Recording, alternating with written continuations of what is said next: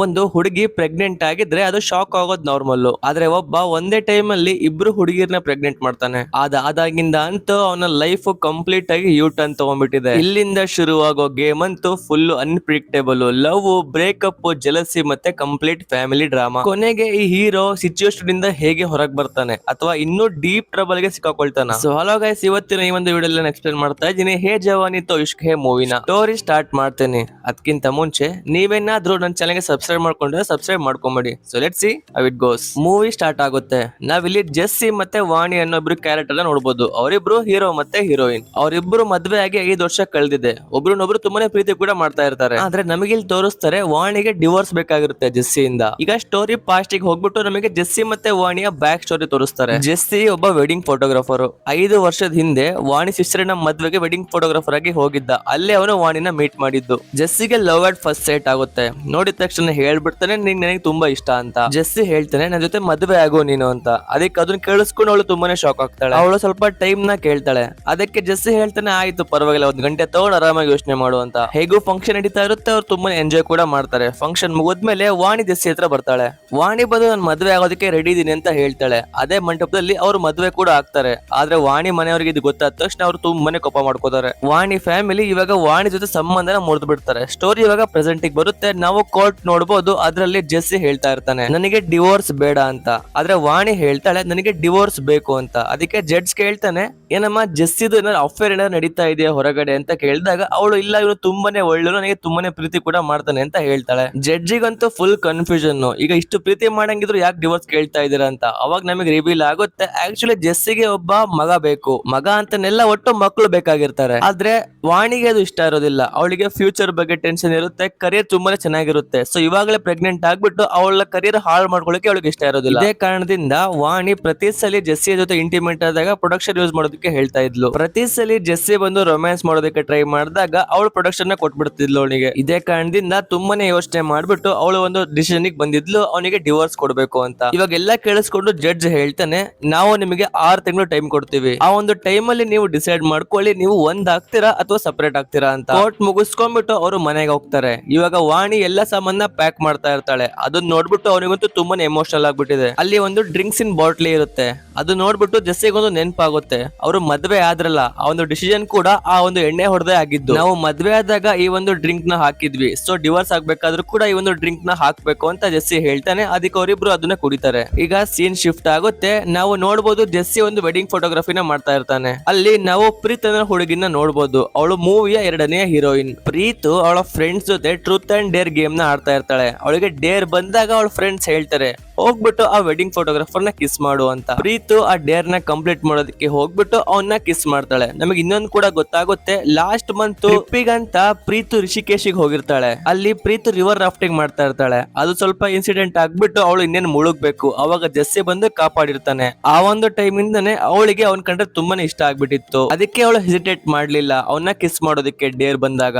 ಪ್ರೀತು ಜೆಸ್ಸಿಗೆ ಒಂದು ನೋಟ್ ಕೊಡ್ತಾಳೆ. ಅದರಲ್ಲಿ ಪಬ್ಬಿನ ನೇಮು ಮತ್ತೆ ಟೈಮಿಂಗ್ ಇತ್ತು. ಇದನ್ನ ನೋಡಿ ಅವನ ಬಾಯಿಗೆ ಲಡ್ಡು ಬಿದ್ದಂಗಾಗಿತ್ತು. ಆ ಪಬ್ ಅಲ್ಲಿ ಅವರಿಬ್ರು ಮೀಟ್ ಆದಾಗ ಪ್ರೀತ್ ಕೇಳ್ತಾಳೆ ನೀನ್ ಸಿಂಗಲ್ ಆ ಜೆಸ್ಸಿ ಅಂತ. ಅದಕ್ಕೆ ಅವನು ಫುಲ್ ಸಿಂಗಲ್ ಅಂತ ಹೇಳ್ತಾನೆ. ಇದಾದ ತಕ್ಷಣ ಪ್ರೀತು ಇನ್ನೊಂದು ನೋಟ್ ನ ಕೊಡ್ತಾಳೆ ಜೆಸ್ಸಿಗೆ. ಅದ್ರಲ್ಲಿ ಈ ಸಲ ಅಂತೂ ಅವಳ ಮನೆಯ ಅಡ್ರೆಸ್ ಇತ್ತು. ಅವನಿಗಂತೂ ಅದೇ ಬೇಕಿತ್ತು. ಅವಳ ಮನೆ ಹತ್ರ ಹೋಗ್ತಾನೆ. ಅಲ್ಲೊಂದು ನಾಯಿ ಅವನಿಗೆ ಅಟ್ಟಿಸ್ಕೊಂಡ್ ಬಂದ್ಬಿಡುತ್ತೆ. ಹೇಗೋ ಮಾಡ್ಬಿಟ್ಟು ಅವನು ಪ್ರೀತ್ ಬೆಡ್ರೂಮ್ ಗೆ ಹೋಗ್ತಾನೆ. ಹೋದ ತಕ್ಷಣ ಅವ್ನ ಮುಖದ ಮೇಲೆ ಒಂದು ಬಟ್ಟೆ ಹಾಕ್ಬಿಡ್ತಾರೆ. ಕಣ್ಣು ಓಪನ್ ಮಾಡಿದ ತಕ್ಷಣ ಕಣ್ಣು ಮುಂದೆ ಪ್ರೀತ್ ನ ಅಣ್ಣ ರಂಧಾವ ಇದ್ದ. ಅದು ಮತ್ತೆ ಬಂದೂಕ್ ಜೊತೆ. ಅದನ್ನ ನೋಡ್ಬಿಟ್ಟು ಅವನಿಗೆ ಫುಲ್ ಗಾಬರಿ. ನೀನ್ ನನ್ ತಂಗಿ ರೂಮ್ ಅಲ್ಲಿ ಏನ್ ಮಾಡ್ತಾ ಇದೆಯಾ ಅಂತ ಕೇಳ್ತಾನೆ. ಅವಾಗ ಪ್ರೀತ್ ಬಂದ್ಬಿಟ್ಟು ಹೇಳ್ತಾಳೆ ನಾನೇ ಕರೆದಿದ್ದೆ ಅವನಿಗೆ ಅಂತ. ಪ್ರೀತ್ ಅವ್ರ ಅಣ್ಣಂಗೆ ಎಕ್ಸ್ಪ್ಲೇನ್ ಮಾಡ್ತಾಳೆ ಈ ಹುಡುಗನ್ ಕಂಡ್ರೆ ನಂಗೆ ತುಂಬಾನೇ ಇಷ್ಟ ಅಂತ.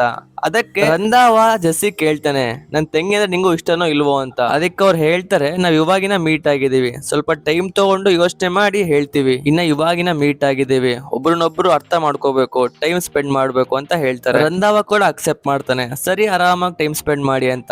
ಇದಾದ್ಮೇಲೆ ಅವರಿಬ್ರು ತುಂಬಾನೇ ಎಂಜಾಯ್ ಮಾಡ್ತಾರೆ. ರೊಮ್ಯಾನ್ಸ್, ಕಿಸ್, ಹೊರಗೆ ಹೋಗೋದು ಎಲ್ಲ ಮಾಡ್ಬಿಟ್ಟು ಫುಲ್ ಟೈಮ್ ಸ್ಪೆಂಡ್ ಮಾಡ್ತಾರೆ. ಜೆಸ್ಸಿ ಲೈಫ್ ಅಂತೂ ಸದ್ಯಕ್ಕೆ ಫುಲ್ ಮಜವಾಗಿತ್ತು. ಆದ್ರೆ ಸಡನ್ ಆಗಿ ಏನೋ ಟ್ವಿಸ್ಟ್ ಬರುತ್ತೆ ನೋಡಿ. ಜೆಸ್ಸಿ ಮನೆ ಡೋರ್ ನಾಕ್ ಆಗುತ್ತೆ. ಓಪನ್ ಮಾಡಿ ನೋಡಿದಾಗ ಅಲ್ಲಿ ವಾಣಿ ಇರ್ತಾಳೆ. ಅಷ್ಟೇ ಅಲ್ಲ ನಾನು ಪ್ರೆಗ್ನೆಂಟ್ ಅಂತ ಹೇಳ್ತಾಳೆ. ಇದನ್ನ ಕೇಳಿಸ್ಕೊಂಡು ಜೆಸ್ಸಿಗೆ ನಂಬಕ್ ಆಗ್ತಾ ಇಲ್ಲ. ಕೇಳ್ತಾನೆ ಇದೆಲ್ಲ ಹೇಗಾಯ್ತು ಅಂತ. ಅವಾಗ ಅವಳು ನೆನ್ಪ್ ಮಾಡ್ತಾಳೆ ಜೆಸ್ಸಿಗೆ ನಿಂಗೆ ನೆನ್ಪಿಲ್ವಾ ಅವತ್ತು ಕೋರ್ಟ್ ಮುಗಿಸ್ಕೊಂಡು ಮನೆಗೆ ಹೋಗಿದ್ವಿ, ನಾನು ಪ್ಯಾಕಿಂಗ್ ಮಾಡ್ತಾ ಇದ್ದೆ. ಅವಾಗ ಒಂದು ಎಣ್ಣೆ ಬಾಟ್ಲಿ ಕುಡಿಯೋಣ ಅಂತ ಹೇಳ್ಬಿಟ್ಟು ಕುಡ್ದಿದ್ವಲ್ಲ, ಕುಡ್ದ್ಬಿಟ್ಟು ಏನ್ ಮಾಡಿದ್ವೋ ಗೊತ್ತಿಲ್ಲ, ಇಬ್ರು ತುಂಬಾನೇ ಎಮೋಷನಲ್ ಆಗಿದ್ವಿ. ಅವಾಗ ನಾವು ಇಂಟಿಮೇಟ್ ಆದ್ವಿ. ಅವಾಗ್ಲೇ ನಾನು ಪ್ರೆಗ್ನೆಂಟ್ ಆಗಿದ್ದೀನಿ. ವಾಣಿ ಆಕ್ಚುಲಿ ಆ ಒಂದು ಮಗುಗೆ ಬರ್ತ್ ಕೊಡ್ಬೇಕು ಅಂತ ಅನ್ಕೊಂಡಿರ್ತಾಳೆ. ಜೆಸ್ಸಿ ಅಂತೂ ಫುಲ್ ಶಾಕ್ ಆಗ್ಬಿಟ್ಟಿದ್ದ ಇದನ್ನ ಕೇಳಿಸ್ಕೊಂಡು. ಅವನು ಪ್ರೀತ್ ಬಗ್ಗೆ ಹೇಳೋಣ ಅಂತ ಅನ್ಕೊಂಡಿದ್ದ. ಅವಳಿಗೆ ಇನ್ನೇನ್ ಹೇಳ್ಬೇಕು. ಅವಾಗ ಅವನಿಗೆ ಪ್ರೀತಿನ ಕಾಲ್ ಬರುತ್ತೆ, ಎಮರ್ಜೆನ್ಸಿ ಇದೆ, ಮನೆ ಹತ್ರ ಬಾ ಅಂತ ಕರೀತಾಳೆ. ಅವನು ಹೋಗ್ತಾನೆ. ಅವ್ನು ಹೇಳ್ತಾನೆ, ಏನ್ ಅಷ್ಟು ಅರ್ಜೆಂಟ್ ಆಗಿ ಬರಕ್ ಹೇಳ್ದಿ, ಏನ್ ವಿಷಯ ಅಂತ ಕೇಳಿದಾಗ ಅವಳು ನನ್ ಪ್ರೆಗ್ನೆಂಟ್ ಅಂತ ಹೇಳ್ತಾಳೆ. ಇದನ್ನ ಕೇಳಿಸ್ಕೊಂಡು ಅವನಿಗೆ ಇನ್ನೂ ದೊಡ್ಡ ಶಾಕ್ ಆಗ್ಬಿಟ್ಟಿದೆ.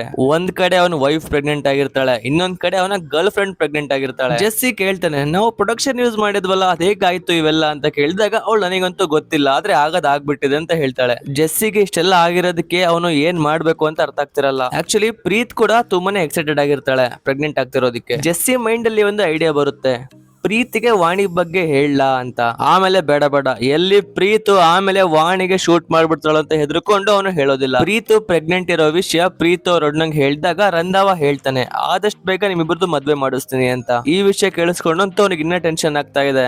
ಯಾಕಂದ್ರೆ ಅವನ ಡಿವೋರ್ಸ್ ಇನ್ನೂ ಫೈನಲೈಸ್ ಆಗಿರ್ಲಿಲ್ಲ, ಇನ್ನು ಡಿವೋರ್ಸೇ ಮುಗ್ದಿಲ್ಲ. ಆದ್ರೂ ಮಧ್ಯದಲ್ಲಿ ಇನ್ನೊಂದು ಮದ್ವೆ ಹೇಗಾಗುತ್ತೆ. ಅವರಿಬ್ರು ವೀರ್ಡ್ ಆಗಿ ಡಿಸಿಷನ್ ತಗೋತಾರೆ. ಅವ್ರು ಏನ್ ಹೇಳ್ತಾರೆ ಅಂತಂದ್ರೆ, ಮಗು ಆದ್ಮೇಲೆ ಮದ್ವೆ ಆಗೋಣ, ಈ ತರ ಆದ್ರೆ ನಮ್ ಮಕ್ಳು ಕೂಡ ನಮ್ ಮದ್ವೆಗೆ ಅಟೆಂಡ್ ಆಗ್ಬಹುದು. ಜೆಸ್ಸಿಯ ಈ ಒಂದು ಐಡಿಯಾ ರಂಧಾವ ಕೇಳಿಸ್ಕೊಂಡಾಗ ಅವನು ಕೂಡ ಒಪ್ಕೋತಾನೆ, ಆಯ್ತು ಅದೇ ತರ ಮಾಡಿ ಅಂತ. ಇದೆಲ್ಲ ಮುಗಿಸ್ಕೊಂಡು ಜೆಸ್ಸಿ ಅವರ ಮನೆಗೆ ಹೋಗ್ತಾನೆ. ಅಲ್ಲಿ ವಾಣಿಗೆ ತಲೆ ಸುತ್ತ ಬರ್ತಾ ಇರುತ್ತೆ. ಅರ್ಜೆಂಟ್ ಆಗಿ ಅವನು ಹಾಸ್ಪಿಟಲ್ ಹೋಗ್ಬಿಟ್ಟು ಅವಳನ್ನ ಸೇರಿಸ್ತಾನೆ. ಅದೇ ಟೈಮ್ ಅಲ್ಲಿ ರಂಧಾವ ಕೂಡ ಪ್ರೀತಿಗೆ ಹಾಸ್ಪಿಟಲ್ ಗೆ ಕರ್ಕೊಂಡು ಹೋಗ್ತಾ ಇರ್ತಾನೆ. ಯಾಕಂದ್ರೆ ಪ್ರೀತಿನ ಹೆಲ್ತ್ ಕೂಡ ಸ್ವಲ್ಪ ಅಪ್ಸೆಟ್ ಆಗಿತ್ತು. ದಾರಿಯಲ್ಲಿ ಹೋಗ್ಬೇಕಾದ್ರೆ ರಂಧಾವ ಜೆಸ್ಸಿ ಕಾರಲ್ಲಿ ಹೋಗ್ತಿರೋದ್ ನೋಡಿರ್ತಾನೆ. ಜೆಸ್ಸಿ ಕೂಡ ರಂಧಾವ ನೋಡಿದ ತಕ್ಷಣ ಸ್ಪೀಡ್ ನ ಏರಿಸ್ಬಿಟ್ಟು ಅವನು ಹೋಗ್ಬಿಡ್ತಾನೆ. ಜೆಸ್ಸಿ ಮತ್ತೆ ವಾಣಿ ಹಾಸ್ಪಿಟಲ್ ಗೆ ಬಂದಾಗ ಅಲ್ಲೊಬ್ಬ ಕಾಂಪೌಂಡರ್ ಅವರಿಬ್ಬರದು ಫೋಟೋ ತೆಗಿತಾನೆ. ಯಾಕೆ ಅಂತ ಕೇಳಿದಾಗ ಇವಾಗೆಲ್ಲ ಡಿಜಿಟಲ್ ಆಗಿದೆ ಸರ್ ಅಂತ ಅವನು ರಿಪ್ಲೈ ಮಾಡ್ತಾನೆ. ವಾಣಿ ಟ್ರೀಟ್ಮೆಂಟ್ ಮುಗಿಸ್ಕೊಂಡು ಹೊರಗೆ ಬರ್ತಾ ಇರ್ತಾಳೆ. ಆದ್ರೆ ಅವಾಗ ಅಲ್ಲಿ ಪ್ರೀತ್ ಕೂಡ ಬಂದ್ಬಿಟ್ಟಿರ್ತಾಳೆ. ಜೆಸ್ಸಿ ಪ್ರೀತ್ ನೋಡಿದ ತಕ್ಷಣ ವಾಶ್ರೂಮ್ ಅಲ್ಲಿ ಹೋಗ್ಬಿಟ್ಟು ಅಡುಕೊಂಡ್ಬಿಡ್ತಾನೆ. ರಂಧಾವ ಅವನ ನೋಡ್ಬಿಡ್ತಾನೆ. ಇಲ್ಲಿ ಯಾಕೆ ಬಂದಿ ಅಂತ ಕೇಳಿದ ತಕ್ಷಣ ನಾನು ಪ್ರೀತಿಗೋಸ್ಕರ ಬಂದಿದ್ದೀನಿ, ಹಾಸ್ಪಿಟಲ್ ಚೆನ್ನಾಗಿದೆಯಲ್ಲ ಅಂತ ಅಬ್ಸರ್ವ್ ಮಾಡೋದಿಕ್ಕೆ ಅಂತ ಹೇಳ್ತಾನೆ ಸುಳ್ಳು. ಈ ಒಂದು ಸುಳ್ಳನ್ನ ಪ್ರೀತ್ ಕೂಡ ನಂಬ್ತಾಳೆ. ಇದಾದ್ಮೇಲೆ ಡಾಕ್ಟರ್ ಅವಳ ಚೆಕ್ಅಪ್ ಮಾಡ್ತಾನೆ. ಇವಾಗಂತೂ ಜೆಸ್ಸಿ ಹಾರ್ಟ್ ರೇಟ್ ಫುಲ್ ಮೇಲೆ ಕೆಳಗೆ ಹೋಗ್ತಾ ಇರುತ್ತೆ. ಯಾಕಂದ್ರೆ ಪ್ರೀತಿಗೆ ಯಾವ ಡಾಕ್ಟರ್ ಚೆಕ್ ಮಾಡ್ತಿರ್ತಾನಲ್ಲ ಅವನು ವಾಣಿ ಕೂಡ ಮಾಡಿದ್ದ. ಡಾಕ್ಟರಿಗೆ ಜೆಸ್ಸಿ ಯಾರು ಅಂತ ಗೊತ್ತಾಗ್ಬಾರ್ದು ಅಂತ ಜೆಸ್ಸಿ ನರ್ಸಿನ ಬಟ್ಟೆ ಹಾಕೊಂಡ್ಬಿಟ್ಟು ಮುಖದ ಮೇಲೆ ಮಾಸ್ಕ್ ಹಾಕೊಂಡು ಡಾಕ್ಟರಿಗಂತೂ ಫುಲ್ ಹೊಗಳ್ತಾ ಇದ್ದ, ಸರ್ ನೀವು ತುಂಬಾ ಒಳ್ಳೆ ಡಾಕ್ಟರ್ ಅಂತ. ಇದನ್ನ ಕೇಳಿಸ್ಕೊಂಡ್ಬಿಟ್ಟು ಅವನು ಕೂಡ ನೆಗ್ಲೆಕ್ಟ್ ಮಾಡ್ದ ಅವ್ನ ಮುಖನ ನೋಡೋದಿಕ್ಕೆ. ಆದ್ರೆ ಅಲ್ಲೊಬ್ಬ ಕಂಪೌಂಡರ್ ಇದ್ದ ಗೊತ್ತಾ, ಅವ್ರ ಫೋಟೋ ತೆಗೆದಿದ್ನಲ್ಲ, ಅವನಿಗೆ ಗೊತ್ತಾಗ್ಬಿಟ್ಟಿತ್ತು ವಾಣಿ ಮತ್ತೆ ಪ್ರೀತ್ನ ಕರ್ಕೊಂಡ್ ಬಂದಿದ್ದು ಒಬ್ನೇ, ಅದು ಇವನೇ ಅಂತ. ಕಂಪೌಂಡರ್ ಜೆಸ್ಸಿಗೆ ಬ್ಲಾಕ್ ಮೇಲ್ ಮಾಡ್ತಾನೆ, ಹೇಳ್ಬಿಡ್ತೀನಿ ನೋಡು ಈ ವಿಷಯ ಅಂತ. ಅದಕ್ಕೆ ಜೆಸ್ಸಿ ಅವಾಗ ಅವನಿಗೆ ಸ್ವಲ್ಪ ದುಡ್ಡು ಕೊಡ್ತಾನೆ. ಅವಾಗ ಅವನು ಸುಮ್ನಾಗ್ತಾನೆ. ಇವಾಗಂತೂ ಫುಲ್ ಟೆನ್ಷನ್ ಆಗ್ಬಿಡುತ್ತೆ ಜೆಸ್ಸಿಗೆ. ಅವನ ಫ್ರೆಂಡ್ ಕನ್ನು ಅಂತ ಇರ್ತಾನೆ, ಅವನ ಹತ್ರ ಸ್ವಲ್ಪ ಫ್ರಸ್ಟ್ರೇಷನ್ ರಿಲೀಸ್ ಮಾಡ್ತಾನೆ. ಏನಪ್ಪಾ ಮಾಡೋದು ಇವಾಗ, ಅವ್ರಿಬ್ರಿಗೆ ಒಬ್ರನ್ನೊಬ್ರ ಬಗ್ಗೆ ಗೊತ್ತಾಗ್ಬಿಟ್ರೆ ನನಗಂತೂ ಫುಲ್ ಪ್ರಾಬ್ಲಮ್ ಆಗುತ್ತೆ. ಈ ವಿಷಯ ಕೇಳಿಸ್ಕೊಂಡು ಕನ್ನು ಹೇಳ್ತಾನೆ ಜೆಸ್ಸಿಗೆ, ಇದು ಲಂಡನ್ ಅಪ್ಪ, ಇದು ತುಂಬಾನೇ ದೊಡ್ಡ ಸಿಟಿ. ಇಂತ ಒಂದು ದೊಡ್ಡ ಸಿಟಿಯಲ್ಲಿ ಯಾರಾದ್ರೂ ಒಬ್ರೊಬ್ರು ಸಿಗಕ್ಕಾಗುತ್ತಾ? ಆದ್ರೆ ಆತರ ಆಗಿರ್ಲಿಲ್ಲ. ವಾಣಿ ಮತ್ತೆ ಪ್ರೀತು ಪ್ರೆಗ್ನೆನ್ಸಿ ಕ್ಲಾಸಸ್ ನ ಒಂದೇ ಕ್ಲಾಸಿಗೆ ಹೋಗ್ಬಿಟ್ಟು ತಗೋತಾ ಇದ್ರು. ಒಂದೇ ಕಡೆ ಕ್ಲಾಸಸ್ ತಗೋತಾ ಇರೋದ್ರಿಂದ ಅವ್ರಿಬ್ರು ಫ್ರೆಂಡ್ಸ್ ಕೂಡ ಆಗ್ತಾರೆ. ಕ್ಲಾಸ್ ತಗೋಬೇಕಾದ್ರೆ ಆ ಟೀಚರ್ ಹೇಳ್ತಾಳೆ, ಪ್ರೆಗ್ನೆನ್ಸಿಯಲ್ಲಿ ನೀವೆಲ್ಲ ಇದ್ದಾಗ most of the time husband cheat ಮಾಡ್ತಾನೆ ಅಂತ. ಇದನ್ನ ಕೇಳಿಸ್ಕೊಂಡು ಪ್ರೀತಿಗೆ ಸ್ವಲ್ಪ ಡೌಟ್ ಬರುತ್ತೆ, ಜೆಸ್ಸಿನೂ ಅದೇ ಕ್ಯಾಟಗರಿದವನ ಅಂತ. ಈಗ ಸಡನ್ ಆಗಿ ಜೆಸ್ಸಿ ಮನೆಗೆ ಪ್ರೀತ್ ಎಂಟ್ರಿ ಕೊಡ್ತಾಳೆ. ಅವಾಗ ಅವನಿಗಂತೂ ಫುಲ್ ಶಾಕು. ಯಾಕಂದ್ರೆ ಅದೇ ಟೈಮ್ ಅಲ್ಲಿ ಅವನ ಮನೆಗೆ ವಾಣಿ ಕೂಡ ಇದ್ಲು.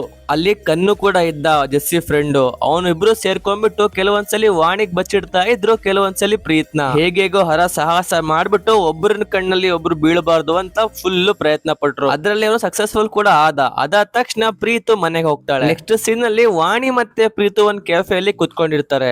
ಅವ್ರಿಬ್ರು ಕೂಡ ಜೆಸ್ಸಿಗೆ ಕರೆದಿರ್ತಾರೆ ಮೀಟ್ ಆಗೋದಿಕ್ಕೆ. ನನ್ನ ಹಸ್ಬೆಂಡ್ ನ ಮೀಟ್ ಮಾಡಿಸ್ತೀನಿ, ನನ್ನ ಬಾಯ್ ಫ್ರೆಂಡ್ ನ ಮೀಟ್ ಮಾಡಿಸ್ತೀನಿ ಅಂತ ಅವ್ರಿಬ್ರು ಅನ್ಕೊಂಡಿರ್ತಾರೆ. ಆದ್ರೆ ಅವ್ರಿಗೆ ಗೊತ್ತಿರಲಿಲ್ಲ ಇಬ್ರು ಸೇಮೇ ಹುಡುಗ ಅಂತ. ಜೆಸ್ಸಿ ಅಲ್ಲಿ ಬಂದ್ ನೋಡ್ತಾನೆ, ಅವನ ಗರ್ಲ್ ಫ್ರೆಂಡ್ ಮತ್ತೆ ಅವನ ವೈಫ್ ಜೊತೆ ಕುತ್ಕೊಂಡು ಮಾತಾಡ್ತಾ ಇರ್ತಾರೆ. ಅವನಿಗೆ ಏನ್ ಮಾಡ್ಬೇಕು ಅಂತ ಗೊತ್ತಾಗ್ತಿರಲ್ಲ. ಅವನಿಗೊಂದು ಐಡಿಯಾ ಹೊಳಿಯುತ್ತೆ. ಅವನು ಹೆಲ್ಮೆಟ್ ಹಾಕೊಂಡ್ಬಿಟ್ಟು ಅಲ್ಲಿ ಹೋಗ್ತಾನೆ. ಹೆಲ್ಮೆಟ್ ಹಾಕೊಂಡು ಬಂದು ಕುತ್ಕೋತಾನೆ. ಅವ್ರಿಬ್ರಿಗೂ ಅರ್ಥ ಆಗ್ತಿರಲ್ಲ ಇವನ್ ಯಾಕೆ ಈ ತರ ಬಿಹೇವ್ ಮಾಡ್ತಾ ಇದ್ದಾನೆ ಅಂತ. ಒಳ್ಳೆ ಟೈಮ್ ನೋಡ್ಕೊಂಡು ಜೆಸ್ಸಿ ಅಲ್ಲಿಂದ ಎಸ್ಕೇಪ್ ಆಗ್ಬಿಡ್ತಾನೆ. ಎಲ್ಲ ಮುಗಿಸ್ಕೊಂಡು ಅವನು ಮನೆಗೆ ಹೋಗ್ತಾನೆ. ಮನೆಗೆ ಹೋದ್ರೆ ಅಲ್ಲಿ ಜೆಸ್ಸಿ ಅವ್ರ ಅಮ್ಮ ಬಂದಿರ್ತಾರೆ. ವಾಣಿನೇ ಕರೆದಿರ್ತಾರೆ ಫೋನ್ ಮಾಡ್ಬಿಟ್ಟು. ವಾಣಿ ನಾನು ಪ್ರೆಗ್ನೆಂಟ್ ಅಂತ ಜೆಸ್ಸಿ ಅವ್ರ ಅಮ್ಮಗೆ ಹೇಳಿರ್ತಾಳೆ. ಇದನ್ನ ಕೇಳಿಸ್ಕೊಂಡು ಜೆಸ್ಸಿ ಅವ್ರ ಅಮ್ಮಗಂತೂ ಫುಲ್ ಖುಷಿ ಆಗ್ಬಿಡ್ತು. ಫೈನಲಿ ನಾನು ಅಜ್ಜಿ ಆಗ್ತಾ ಇದೀನಿ ಅಂತ. ಜೆಸ್ಸಿ ಅವರ ಅಮ್ಮ ಲಡ್ಡು ತಗೊಂಡ್ ಬಂದಿದ್ರು ವಾಣಿಗೋಸ್ಕರ. ಯಾಕಂದ್ರೆ ಪ್ರೆಗ್ನೆನ್ಸಿಯಲ್ಲಿ ಆ ಲಡ್ಡು ತುಂಬಾನೇ ಹೆಲ್ಪ್ಫುಲ್ ಅಂತ. ಅವ್ರ ಅಮ್ಮ ಆತರ ಹೇಳ್ಬೇಕಾದ್ರೆ ಜೆಸ್ಸಿಗೆ ಸ್ವಲ್ಪ ಗಿಲ್ಟಿ ಫೀಲ್ ಆಗ್ತಾ ಇತ್ತು. ಅವನು ತುಂಬಾನೇ ಎಮೋಷನಲ್ ಆಗಿದ್ದ. ಮಧ್ಯರಾತ್ರಿ ಆ ಲಡ್ಡುನ ಸ್ವಲ್ಪ ತಗೊಂಡ್ಬಿಡ್ತಾನೆ, ಯಾಕಂದ್ರೆ ಪ್ರೀತಿಗೆ ಕೊಡೋದಿಕ್ಕೆ ಅರ್ಧ. ಅವಳು ಪ್ರೆಗ್ನೆಂಟ್ ಇರ್ತಾಳಲ್ವಾ, ಅವಳಿಗೂ ಸ್ವಲ್ಪ ಹೆಲ್ಪ್ ಆಗ್ಲಿ ಅಂತ. ನೆಕ್ಸ್ಟ್ ಡೇ ಆ ಲಡ್ಡು ತಗೊಂಡ್ಬಿಟ್ಟು ಅವನು ಅವ್ರ ಮನೆಗೆ ಹೋಗಿ ಕೊಡ್ತಾನೆ. ಪ್ರೀತಿಗಂತೂ ಫುಲ್ ಖುಷಿ ಆಗ್ಬಿಟ್ಟಿದೆ,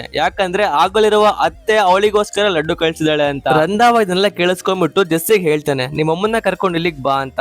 ಇವಾಗಂತೂ ಫುಲ್ ಟೆನ್ಷನ್ ಆಗ್ಬಿಡುತ್ತೆ ಜೆಸ್ಸಿಗೆ. ಅವ್ನು ಹೇಳ್ತಾನೆ, ನಮ್ಮಮ್ಮ ಇಲ್ಲಿಗೆ ಬರಕ್ ಆಗೋದಿಲ್ಲ, ಯಾಕಂದ್ರೆ ಅವ್ರ ಹತ್ರ ದುಡ್ಡಿಲ್ಲ. ಆಮೇಲೆ ಇಂಡಿಯಾದಲ್ಲಿ ಫುಲ್ ಕೇಸ್ ಬೇರೆ ನಡೀತಾ ಇದೆ ಅವ್ರ ಮೇಲೆ. ರಂಧಾವ ಹೇಳ್ತಾನೆ, ಪರವಾಗಿಲ್ಲ, ನಾನ್ ದುಡ್ಡು ಕೊಡ್ತೀನಿ, 10-12 ಲಾಯರ್ನ ಕೂಡ ಕಳಿಸ್ತೀನಿ ಹೆಲ್ಪ್ ಮಾಡೋದಿಕ್ಕೆ ಅಂತ ಹೇಳ್ತಾನೆ. ಎಷ್ಟೇ ಕನ್ವಿನ್ಸ್ ಮಾಡೋದಕ್ಕೆ ಟ್ರೈ ಮಾಡಿದ್ರು ಅವನು ನಮ್ಮಮ್ಮ ಬರಲ್ಲ ಅಂತಾನೆ ಹೇಳ್ತಾ ಇದ್ದ. ಅದಕ್ಕೆ ತಲೆ ಕೆಟ್ಬಿಟ್ಟು ರಂಧಾವನೇ ಹೇಳ್ಬಿಡ್ತಾನೆ, ಅವ್ರ ಅಮ್ಮ ಇಲ್ಲಿಗೆ ಬರ್ಲಿಲ್ಲ ಅಂತಂದ್ರೆ ನಾವೇ ಇಂಡಿಯಾಗೆ ಹೋಗೋಣ ಅಂತ. ಇದನ್ನ ಕೇಳಿಸ್ಕೊಂಡ್ಬಿಟ್ಟು ಅಂತೂ ಇಲ್ಲ ಪರವಾಗಿಲ್ಲ, ನಮ್ಮಮ್ಮನ ಕರ್ಕೊಂಡು ನಾನು ಬರ್ತೀನಿ ಅಂತ ಅವನು ಹೇಳ್ತಾನೆ. ಈಗ ಜೆಸ್ಸಿ ಕಣ್ಣು ಹತ್ರ ಹೋಗ್ಬಿಟ್ಟು ಇವಾಗ ಸಡನ್ ಆಗಿ ನನಗೊಂದು ಅಮ್ಮ ಬೇಕು, ಫೇಕ್ ಆಗಿ ಕರ್ಕೊಂಡು ಹೋಗಿ ತೋರ್ಸೋದಿಕ್ಕೆ ಅಂತ ಹೇಳ್ತಾನೆ. ಕಣ್ಣು ಶರ್ಮಿಳಾ ಅಂತ ಒಂದು ಹುಡುಗಿನ ಕಳಿಸ್ತಾನೆ. ಅವಳು ತುಂಬಾನೇ ಯಂಗ್ ಇರ್ತಾಳೆ, ಬಿಲೀವ್ ಮಾಡೋದಕ್ಕೆ ಆಗಲ್ಲ ಇದು ಅವ್ರ ಅಮ್ಮ ಅಂತ. ಶರ್ಮಿಳಾ ಅಲ್ಲಿ ಜೆಸ್ಸಿ ಅವ್ರ ಅಮ್ಮನ ತರ ಆಕ್ಟಿಂಗ್ ಮಾಡಕ್ಕೆ ಸ್ಟಾರ್ಟ್ ಮಾಡ್ತಾಳೆ. ಎಲ್ರಿಗೂ ನಂಬಿಕೆ ಬರುತ್ತೆ ಇವಳೇ ಅವ್ರ ಅಮ್ಮ ಅಂತ. ಆದ್ರೂ ಎಲ್ಲೋ ಒಂದ್ ಕಡೆ ಡೌಟ್ ಇತ್ತು, ಇಷ್ಟು ಯಂಗಿರೋಳು ಅವ್ರ ಅಮ್ಮ ಹೇಗಾಗಕ್ ಸಾಧ್ಯ ಅಂತ ಎಲ್ರಿಗೂ. ಆದ್ರೆ ರಂಧಾವದು ಸೆಕ್ರೆಟರಿ ಇರ್ತಾನಲ್ಲ, ರಂಧಾವಾಗ ಒಂದು ವಿಡಿಯೋ ತೋರಿಸ್ತಾನೆ. ಆ ವಿಡಿಯೋದಲ್ಲಿ ಜೆಸ್ಸಿಯ ಫೇಕ್ ಅಮ್ಮ ಅಂದ್ರೆ ಶರ್ಮಿಳಾ ಐಟಮ್ ಸಾಂಗ್ ಅಲ್ಲಿ ಡ್ಯಾನ್ಸ್ ಮಾಡ್ತಾ ಇರ್ತಾಳೆ. ಇದನ್ನ ನೋಡ್ಬಿಟ್ಟು ಅವನಿಗೆ ಫುಲ್ ಸಿಟ್ಟು ಬಂದ್ಬಿಡ್ತು. ಹೋಗ್ಬಿಟ್ಟು ಕೇಳ್ತಾನೆ ಶರ್ಮಿಳಾಗೆ, ನೀನ್ ನಿಜವಾಗ್ಲೂ ಅವ್ರ ಅಮ್ಮನ ಅಂತ. ಹೆದರ್ಸಿದಾಗ ಅವಳು ಇಲ್ಲ ಅಂತ ಹೇಳಿ ಅಲ್ಲಿಂದ ಓಡೋಗ್ಬಿಡ್ತಾಳೆ. ಇವಾಗಂತೂ ಸಿಕ್ಕಾಕೊಂಡ್ಬಿಟ್ಟ ಜೆಸ್ಸಿ, ಫುಲ್ ಟೆನ್ಷನ್ ಹತ್ಬಿಡ್ತು ಅವನಿಗೆ. ಈ ತರ ಆದ್ರೂ ಕೂಡ ಜೆಸ್ಸಿ ಹ್ಯಾಂಡಲ್ ಮಾಡ್ತಾನೆ. ಅವನು ಹೋಗ್ಬಿಟ್ಟು ರಂಧಾವಾಗ ಹೇಳ್ತಾನೆ, ಆಕ್ಚುಲಿ ಶರ್ಮಿಳಾ ನಮ್ಮ ಅಮ್ಮ ಅಲ್ಲ, ನನ್ನ ಚಿಕ್ಕಮ್ಮ. ಜೆಸ್ಸಿ ರಂಧಾವಾಗ ಎಕ್ಸ್ಪ್ಲೇನ್ ಮಾಡ್ತಾನೆ, ನಾನು ಚಿಕ್ಕ ವಯಸ್ಸಲ್ಲಿ ಇದ್ದಾಗ ನಮ್ಮಮ್ಮ ಮೆಟ್ಲ ಕೆಳಗಿಂದ ಬಿದ್ಬಿಟ್ಟು ಅವ್ರ ತಲೆಗೆ ಏಟ್ ಬಿತ್ತು, ಅವಾಗ ಅವ್ರು ಸತ್ತೋಗ್ಬಿಟ್ರು. ಅವಾಗಿಂದ ನಾನು ಚಿಕ್ಕಮ್ಮನ ನೋಡ್ಕೊಂಡಿರೋದು, ಅದಕ್ಕೆ ನಾನು ಅವಳನ್ನ ಅಮ್ಮ ಅಂತ ಅನ್ಕೊಂಡಿದೀನಿ ಅಂತ ಹೇಳ್ತಾನೆ. ನಿಮ್ಗೆ ಗೊತ್ತು, ಮಕ್ಕಳನ್ನ ಬೆಳ್ಸೋದಿಕ್ಕೆ ದುಡ್ಡಿನ ಅವಶ್ಯಕತೆ ಎಷ್ಟು ಇದೆ ಅಂತ, ಆದ್ರೆ ನಮ್ಮ ಹತ್ರ ದುಡ್ಡು ಇರ್ಲಿಲ್ಲ. ಅದಕ್ಕೆ ಚಿಕ್ಕಮ್ಮಂಗೆ ಡ್ಯಾನ್ಸ್ ಇಂದು ಒಳ್ಳೆ ಟ್ಯಾಲೆಂಟ್ ಇತ್ತು, ದುಡ್ಡಿಗೋಸ್ಕರ ಆತರ ಐಟಮ್ ಸಾಂಗ್ಸ್ ನ ಶೂಟ್ ಮಾಡೋದಕ್ಕೆ ಸ್ಟಾರ್ಟ್ ಮಾಡಿದ್ಲು, ಯಾಕಂದ್ರೆ ನನಗೆ ಬೆಳೆಸ್ಬೇಕಿತ್ತು ಅವಳಿಗೆ ಅಂತ ಹೇಳ್ತಾನೆ. ಜೆಸ್ಸಿಯ ಈ ಒಂದು ಫೇಕ್ ಸ್ಟೋರಿನ ಕೇಳಿಸ್ಕೊಂಡ್ಬಿಟ್ಟು ರಂಧಾವ ನಂಬಿಡ್ತಾನೆ. ಅವನು ತುಂಬಾನೇ ಎಮೋಷನಲ್ ಆಗ್ತಾನೆ. ಆದ್ರೆ ಏನಪ್ಪಾ ಅಂತಂದ್ರೆ ರಂಧಾವ ಶರ್ಮಿಳಾನ ಇಷ್ಟಪಡಕ್ಕೆ ಸ್ಟಾರ್ಟ್ ಮಾಡಿದ್ದ. ರಂಧಾವ ಶರ್ಮಿಳಾಗೋಸ್ಕರ ಒಳ್ಳೊಳ್ಳೆ ಶಾಪಿಂಗ್ ಮಾಡ್ತಾ ಇದ್ದ, ತುಂಬಾ ಚೆನ್ನಾಗಿರೋ ಬಟ್ಟೆಗಳನ್ನ ತಂದ್ಬಿಟ್ಟು ಅವಳಿಗೆ ಕೊಡ್ತಾ ಇದ್ದ. ಇದರಿಂದ ಅವಳಿಗೂ ಕೂಡ ಫುಲ್ ಖುಷಿ ಆಗ್ಬಿಟ್ಟಿತ್ತು. ಹೀಗೆ ಒಂದು ದಿನ ಶರ್ಮಿಳಾಗೆ ರಂಧಾವ ಒಂದು ಚಿನ್ನದ ಬಳೆನ ಕೊಡ್ತಾನೆ. ಅದರಿಂದ ಅವಳಿಗೆ ತುಂಬಾನೇ ಖುಷಿ ಆಗಿತ್ತು. ಇವೆಲ್ಲ ನೋಡ್ಬಿಟ್ಟು ಜೆಸ್ಸಿಗೆ ಫುಲ್ ಕನ್ಫರ್ಮ್ ಆಗ್ಬಿಡ್ತು, ರಂಧಾವ ಶರ್ಮಿಳಾನ ಇಷ್ಟಪಡ್ತಾ ಇದ್ದಾನೆ ಅಂತ. ಈ ವಿಷಯದಿಂದ ಅವನಿಗೆ ಟೆನ್ಷನ್ ಇನ್ನ ಬಾಳ ಆಗ್ಬಿಡ್ತು. ಅವರ ಅಣ್ಣಂದು ಈ ಒಂದು ವಿಷಯನ ಅವನು ಪ್ರೀತಿಗೆ ಹೇಳೋದಿಕ್ಕೆ ಅಂತ ಹೋಗ್ತಾನೆ. ಆದ್ರೆ 7 ಮಂತ್ಸಿಗೆ ಲೇಬರ್ ಪೇನ್ ಸ್ಟಾರ್ಟ್ ಆಗ್ಬಿಟ್ಟು ಅವಳಿಗೆ ಅಡ್ಮಿಟ್ ಮಾಡ್ತಾರೆ ಹಾಸ್ಪಿಟಲ್ ಗೆ. ಆದ್ರೆ ಕೋ ಇನ್ಸಿಡೆಂಟ್ಲಿ ಜೆಸ್ಸಿಯ ನಿಜವಾದ ಅಮ್ಮ ಕೂಡ ಅದೇ ಹಾಸ್ಪಿಟಲ್ ಅಲ್ಲಿ ಇರ್ತಾರೆ. ಅವಳು ವಾಣಿ ಕರ್ಕೊಂಡು ಬಂದಿರ್ತಾಳೆ, ಯಾಕಂದ್ರೆ ವಾಣಿಗೂ ಕೂಡ ಲೇಬರ್ ಪೇನ್ ಸ್ಟಾರ್ಟ್ ಆಗಿತ್ತು. ಜೆಸ್ಸಿಗೆ ಈ ವಿಷಯ ಗೊತ್ತಾಗುತ್ತೆ.